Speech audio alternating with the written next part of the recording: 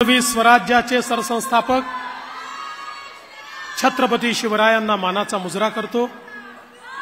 भारतीय राज्यघटनेचे शिल्पकार भारतरत्न डॉक्टर बाबासाहेब आंबेडकर यांना मानवंदना अर्पित करतो। आज खऱ्या अर्थानं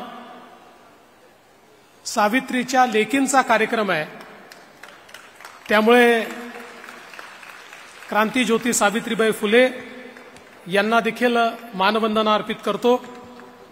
मंचावर उपस्थित असलेले महाराष्ट्राचे लोकप्रिय आणि धडाडीचे मुख्यमंत्री एकनाथराव शिंदेजी, आमचे सहकारी उपमुख्यमंत्री आणि जे थेट बोलण्याकरता प्रसिद्ध आहेत असे आमचे अजितदादा पवार, केंद्रीय राज्यमंत्री मुरलीधर मोहोळजी, आमचे सहकारी दिलीप वळसे पाटीलजी, चंद्रकांत दादा पाटीलजी, नीलमताई गोरे, ज्यांच्या विभागाने अतिशय यशस्वी असा हा कार्यक्रम केला, त्या आदितीताई तटकरे, मेधाताई कुलकर्णी, श्रीरंगप्पा बारणे, उमाताई खापरे, योगेशजी टिळेकर, माधुरीताई मिसाळ, रामभाऊ शिंदे, प्रसादजी लाड, भीमराव अण्णा तापकीर, महेशदादा लांडगे, राहुलदादा कुल, दिलीपराव मोहिते पाटील, त्याचप्रमाणे दिलीपरावजी मोहिते, त्याचप्रमाणे विजयरावजी शिवतरे, सुनीलजी शेळके, रुपालीताई चाकणकर, सिद्धार्थजी शिरोळे, सुनीलजी कांबळे, या ठिकाणी मंचावर उपस्थित अश्विनीताई जगताप, त्याचप्रमाणे श्री अनुप कुमार यादव, चंद्रकांत पलकुंडवार, विनयकुमार चौबे, सुहास दिवसे, राजेंद्र भोसले, शेखर सिंग, प्रशांत नारनवरे, राजेश देशमुख, योगेश मसे, स्वप्नील, आपल्या सर्वांना ज्यांनी भारताला मेडल मिळवून दिलं ते स्वप्नील कुसळे, या ठिकाणी उपस्थित सर्व मान्यवर आणि उपस्थित माझ्या सर्व लाडक्या बहिणी आणि माझ्या सर्व भावांनो, आज हा अतिशय आनंदाचा दिवस आहे की मुख्यमंत्री माझी लाडकी बहीण या योजनेची औपचारिक सुरुवात ही पुणे इथे होते। कोणीतरी मला विचारलं की सुरुवात पुण्यापासून का? सुरुवात पुण्यापासून याकरता की ज्यावेळी परकीयांचं आक्रमण आमच्यावर होत होतं, आमचा महाराष्ट्र बेचिराख होत होता, त्यावेळी आई जिजाऊंनी याच पुण्यामध्ये सोन्याचा नांगर चालवून स्वराज्याची संकल्पना ही शिवरायांना दिली होती। याच पुण्यामध्ये ज्यावेळी आमच्या महिलांना शिक्षणाचा अधिकार नाकारला गेला, त्यावेळी महात्मा ज्योतिबा फुले आणि सावित्रीबाई फुलेंनी सांगितलं हा अधिकार महिलांना मिळाला पाहिजे आणि महिलांना अधिकार देण्याकरता याच पुण्यापासनं खऱ्या अर्थानं त्यांनी सुरुवात केली। आणि आपल्याला कल्पना आहे की मुलींसाठीची पहिली शाळा याच पुण्यामध्ये सुरू झाली आणि म्हणूनच मला असं वाटतं की पुणे हे सर्वाधिक उपयुक्त अशा प्रकारचं ठिकाण आहे। केवळ राजकारण नाही तर समाजकारणाची भूमी कुठली असेल, परिवर्तनाची भूमी कुठली असेल तर ते हे पुणे आहे। आणि म्हणून पुण्यापासून सुरुवात करायची। आणि आपलं सरकार तर तुम्हाला माहिती आहे, आपलं सरकार जे आहे ते देना बँक सरकार आहे, ते देत असतं, लेना बँकवालं सरकार नाही आहे। मागच्या काळामध्ये आपण बघितलं वसुली करणारं सरकार होतं, आता वसुली करणारं नाही, बहिणींना देणारं सरकार या ठिकाणी आलेलं आहे। आणि म्हणून आज आपण ठरवलं की इथपासनं सुरुवात पुण्यापासनं करायची। पण पुण्यापासनं सुरुवात जरी औपचारिक आपण केली तरी माननीय मुख्यमंत्र्यांनी सांगितलं पैसे क्रेडिट करणं सुरू करा, कारण ज्यावेळी आपण कार्यक्रम घेऊ त्यावेळी बहिणींना रिकाम्या हाताने ठेवू नका। आणि सांगताना आनंद वाटतो 1,03,00,000 महिलांच्या खात्यामध्ये 3,000 रुपये प्रत्येकी पोचलेले आहेत। तुमच्या खात्यात आले आहेत का? ज्यांच्या आल्यात हात वर करा, हात वर करा ज्यांच्या हातात आले आहेत। बघा या सगळ्या ताईंच्या खात्यामध्ये पैसे आले आहेत, आता अगदी थोड्याशा राहिल्या आहेत, ज्यांच्या खात्यात यायच्या आहेत काळजी करू नका, प्रत्येकाच्या खात्यात पैसे आल्याशिवाय योजना बंद होणार नाही। हा आमचा निर्धार आहे. आता तर कुठे आम्ही 31 जुलैपर्यंतचे फॉर्म्स याचे पैसे जमा केले आहेत. आता 31 ऑगस्ट पर्यंतचे जे फॉर्म्स आहेत त्याची छाननी जेव्हा होईल त्यांच्याही खात्यामध्ये जुलै आणि ऑगस्टचे पैसे आणि सप्टेंबरचे पैसे एकत्रितपणे आपण त्या ठिकाणी टाकू आणि त्याही नंतर सप्टेंबरमध्ये ज्यांचे फॉर्म येतील त्यांनाही त्या ठिकाणी पैसे मिळणार आहेत. योजना कुठेही बंद होणार नाही. ही खटाखट सारखी योजना नाही आहे, ही फटाफट सारखी योजना आहे जी आमच्या तायांच्या खात्यामध्ये थेट त्या ठिकाणी हे पैसे जातात. मला तुम्हाला सांगितलं पाहिजे, आम्ही ज्यावेळेस घोषणा केली की आमच्या बहिणींना ओवाळणी द्यायची आहे, तुमच्या सावत्र भावांच्या पोटामध्ये खूप दुखायला लागलं आणि सावत्र भावांनी खूप प्रयत्न केला योजना होऊ नये म्हणून. मग पहिल्यांदा कोर्टात गेले, कोर्टाने त्यांना नाकारल्यानंतर काय केलं माहितीये, जाणीवपूर्वक फॉर्म भरून घेतले आणि त्याच्यावर पुरुषांचे फोटो लावले, जेणेकरून महिलांना नंतर सांगता येईल तुमचे फॉर्म तर आम्ही सरकारला दिले होते पण सरकारने ते फॉर्म स्वीकारले नाही. काही ठिकाणी तर मोटरसायकलचे फोटो लावले, कोणी बगीचाचे फोटो लावले. जाणीवपूर्वक अशा प्रकारचे फोटो लावून हे फॉर्म रिजेक्ट झाले पाहिजेत आणि महिलांपर्यंत पैसे पोचू नये अशा प्रकारचा प्रयत्न झाला. हेही करून हे लोक थांबले नाहीत. आपल्या पोर्टलवर मोठ्या प्रमाणात जंक डेटा त्यांनी टाकला, जेणेकरून हे पोर्टल स्लो झालं पाहिजे, हे पोर्टल बंद पडलं पाहिजे. मध्ये 4-5 दिवस ते पोर्टल बंद होतं. मग याच लोकांनी हाहाकार सुरू केला, पोर्टल बंद, पोर्टल बंद, पोर्टल बंद. अरे काळजी करू नका, पोर्टल बंद पडलं, आम्ही ऑफलाईन फॉर्म स्वीकारले, ते पुन्हा पोर्टलवर आणले आणि त्या ठिकाणी आमच्या बहिणींना पैसे आमचा देण्याचा जो निर्धार आहे तो आम्ही पूर्ण केला. मी खरं म्हणजे आमचा जो महिला बाल विकास विभाग आहे, आमच्या अदितीताई असतील, त्यांचे सचिव अनुप कुमार यादव असतील, यांचं आणि त्यांच्या पूर्ण टीमचं मनापासून अभिनंदन करेन की त्यांनी अहोरात्र याच्यामध्ये मेहनत केली आणि मुख्यमंत्र्यांचं जे स्वप्न होतं, आमचं जे स्वप्न होतं, ते स्वप्न पूर्ण करण्याकरता खऱ्या अर्थानं मोठ्या प्रमाणात या ठिकाणी प्रयत्न केले. आपल्या देशाचे प्रधानमंत्री माननीय मोदीजी सांगतात आपल्याला विकसित भारत तयार करायचा आहे आणि ते नेहमी सांगतात भारत विकसित व्हायचा असेल तर भारताची जी 50% लोकसंख्या आहे म्हणजे आमच्या महिला आहेत, या महिलांचा विकास झाला तरच भारत विकसित होऊ शकतो. महिलांचा विकास झाला नाही तर भारत कधीच पुढे जाऊ शकणार नाही. आणि म्हणून आज देशामध्ये मोदीजी असतील किंवा राज्यामध्ये शिंदे साहेबांच्या नेतृत्वाखाली मोठ्या प्रमाणात महिला केंद्रित योजना आपण सुरू केल्या. मग लखपती दिदी सारखी योजना असेल, आपली लेक लाडकी सारखी योजना असेल की ज्या योजनेमध्ये घरी जर मुलगी जन्माला आली, जन्माला आल्याबरोबर 5,000 रुपये, पहिल्या वर्गात गेली तर 5,000 रुपये, 7व्या वर्गात गेली तर 6,000 रुपये, 10व्या वर्गात पैसे, 11व्या वर्गात पैसे, असं करत 1,00,000 रुपये त्या मुलीला त्या ठिकाणी देण्याची आपली योजना असेल.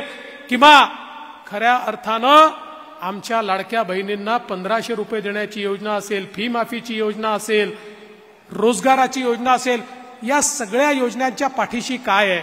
एकच उद्देश आहे की या राज्याच्या अर्थव्यवस्थेच्या मुख्य धारेमध्ये आमच्या महिलांना पूर्ण भागीदारी मिळाली पाहिजे. ज्या महिला समर्थपणे घरी चालवतात, ज्या महिला समर्थपणे आपल्या मुलांनाही वाढवतात, ज्या महिला बाहेर शेतीवरही काम करतात, ज्या महिला पडेल ते काम करतात, ज्या महिला सर्व प्रकारच्या नोकऱ्या करतात आणि तरी देखील आपला संसार सांभाळतात, अशा महिलांना जर आम्ही अर्थव्यवस्थेच्या केंद्रात आणलं तर या महाराष्ट्राची अर्थव्यवस्था इतक्या वेगानं वाढेल की कोणीही आपल्याला थांबवू शकणार नाही. म्हणून हे महिला आर्थिक विकास धोरण आज आपण या ठिकाणी सुरू केलेलं आहे. आणि एका गोष्टी करता माननीय मोदीजींना मला धन्यवाद द्यायचे आहेत. आपण बघा, पूर्वी सरकारी योजना आणली की ती योजना दलालांची योजना व्हायची. कोणीतरी तुमच्या करता ठेवलेले पैसे, मग यातनं 10% मला दे, 15% मला दे. पण मोदीजींनी डीबीटीची सोय उपलब्ध करून दिली. आधार बँक अकाउंट आणि मोबाईल असा त्रिशूळ तयार झालाय की थेट आमचे मुख्यमंत्री महोदय बटन दाबतात आणि तुमच्या खात्यामध्ये पैसे जातात. आता कोणीही दलालीमध्ये खाऊ शकत नाही. अरे 1 कोटी महिलांना त्यांच्या खात्यात पैसे गेल्यानंतर आमची एकही बहीण हे म्हणणार नाही की कोणाला आम्हाला 1 पैसा याच्याकरता द्यावा लागला. सगळ्यांच्या खात्यात थेट पैसे गेले. दलालांचा धंदा आम्ही बंद केलेला आहे आणि थेट तुमचे भाऊ तुमच्याकरता तुमच्या खात्यामध्ये पैसे या ठिकाणी देत आहेत. ही गोष्ट देखील खरी आहे. आता अनेक गोष्टी सांगण्यात येतात. मग पहिल्यांदा सांगितलं 1500 रुपयात तुम्ही काय महिलांना विकत घेता का? अरे नालायकांनो, आईचं आणि बहिणीचं प्रेम हे जगातली कुठलीही संपत्ती विकत घेऊ शकत नाही. हे प्रेम अनमोल आहे, हे बहुमोल आहे. हे जे प्रेम आहे हे ईश्वराने असं तयार केलं आहे की या प्रेमापासनं कोणीही वंचित राहत नाही आणि या प्रेमाला कोणीही खरेदी करू शकत नाही. ही तर खऱ्या अर्थानं एक प्रकारे आमच्या माता भगिनींच्या प्रती आमची कृतज्ञता आहे की तुम्ही आमचा जो सांभाळ करता, तुमचं जे प्रेम आहे, तुमचा जो आशीर्वाद आहे, तुमची जी साथ आहे, त्यामुळे आम्हाला यश मिळतं. आणि म्हणून या यशाच्या प्रती एक प्रकारची आपली ओवाळणी म्हणून हा कार्यक्रम आम्ही घेतोय. पण जे लोक सोन्याचा चमचा तोंडामध्ये घेऊन जन्माला आले त्यांना 1500 रुपयाचं मोल कधीच समजू शकत नाही.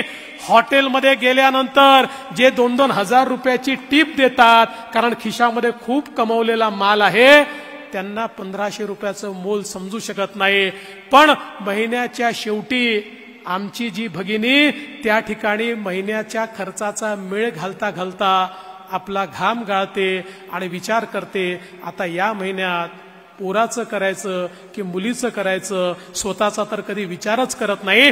त्या माझ्या मायमाऊलीला 1500 रुपये काय असतात, त्याचं मोल काय असतं हे निश्चितपणे समजतं. आणि म्हणूनच आमच्या या कोट्यावधी मायमाऊली आम्हाला आशीर्वाद देत आहेत. तुम्ही कितीही या ठिकाणी आम्हाला दूषणं दिली तरी देखील जोपर्यंत मायमाऊलीचा आशीर्वाद, बहिणींचा आशीर्वाद आमच्या पाठीशी आहे, आमचं कोणी काही वाकडं करू शकत नाही.